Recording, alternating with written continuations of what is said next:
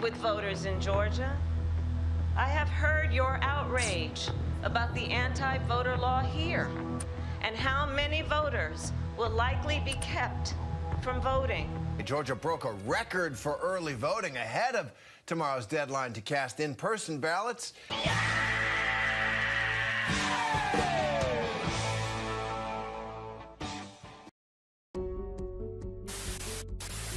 Georgia just made it harder to vote.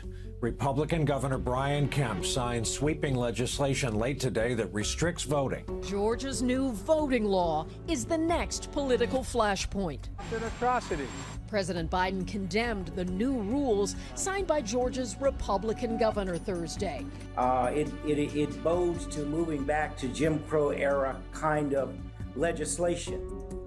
The impact certainly has the potential to reduce voters, particularly of color. The bill is not just suppression. The bill is silly. The state of Georgia has just overnight passed a new law that really attacks a key tenet of American democracy. That is the right to vote for everyone.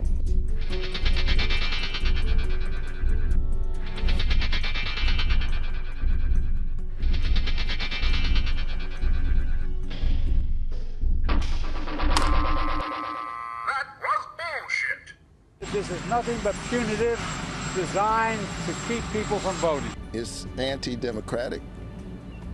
It's un-American.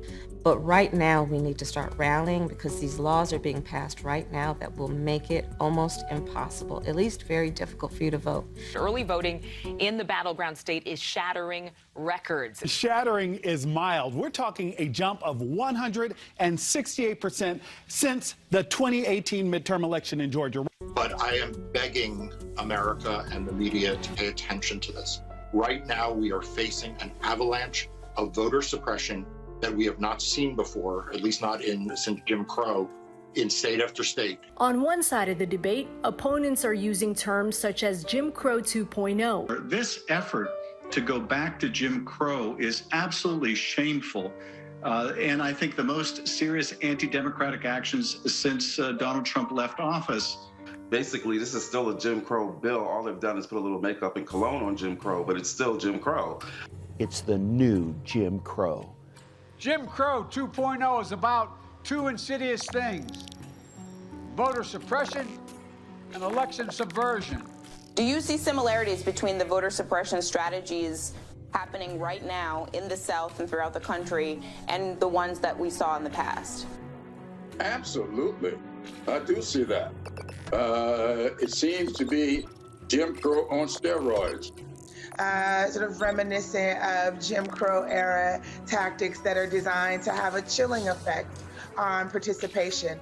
This makes Jim Crow look like Jim Eagle.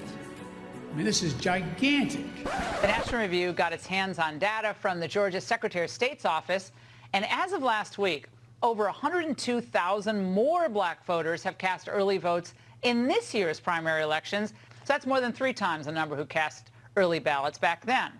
And overall, the state has seen a record turnout for early voting. That's great. And why are they trying to make it difficult for you to vote? So that you don't vote. Important to note that Georgia changed its voting laws in 2020, making early voting easier. Tomorrow is the last day of early voting before the primary on Tuesday. We are seeing record-breaking numbers this cycle. I mean, any one of the provisions that are contained in this bill will make it more difficult for people to have access to the ballot. What's your reaction to this record-breaking voter turnout? It's fantastic. What it shows is it's never been easier to vote in Georgia, but we have the appropriate guardrails. They're basically punishing people for standing in line to vote. They're saying, well, if you're going to be standing in that line for all those hours, you can't have any water or any food. Lies, lies, lies. Georgia just passed new voter suppression laws, the most controversial of which is the one that makes it a misdemeanor to give food or water to people standing in line to vote. Yes, it is a crime to give people food and water. The new law's most extreme provisions, like making it a crime to provide water to people waiting in line to vote. They passed a law saying you can't provide water. for people standing in line. It is going to make it illegal to give somebody this to stand in line to vote. I've never heard of water being an illegal substance in the United States. Criminalizes, as mentioned, water and food for people in line. And say the provision in this bill that now makes it a crime to give people in line water or food. This is worse than Jim Crow. This bill would make it criminal to pass out a bottle of water to some old lady who had to stand in the line.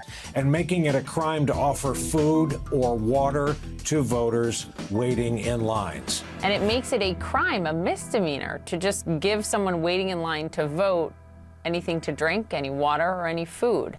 I think there's something in that legislation that says you can't even bring somebody water.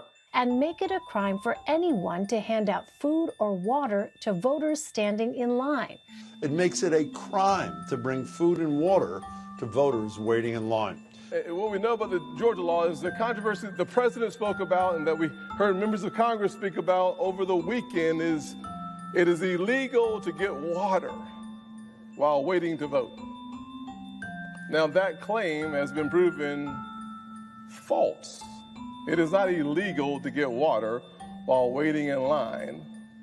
That is false. The only time you can't get water while waiting in line to vote, according to the Georgia law, is if there's a partisan, someone campaigning for someone, you can't bring them water. But if you are an election worker or a relative, you can, of course, bring the person water. So that was completely false. But if that is the threshold of the new Jim Crow era.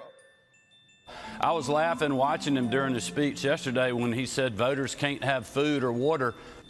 Deciding in some states that you cannot bring water to people standing in line, waiting to vote. The voter can order a pizza or a drink while they're in line as long as they're within the 150 feet radius we have to keep people from being electioneered. But if you're outside that, any political party can serve all the food and barbecue they want. Deciding that you're going to end voting at 5 o'clock when working people are just getting off work. The goal of the former president and his allies is to disenfranchise anyone who votes against them. Simple as that. The facts won't matter. Your vote won't matter. They'll just decide what they want and then do it. And you know what? If Biden got in, that would be true for the country. The whole country would go to hell.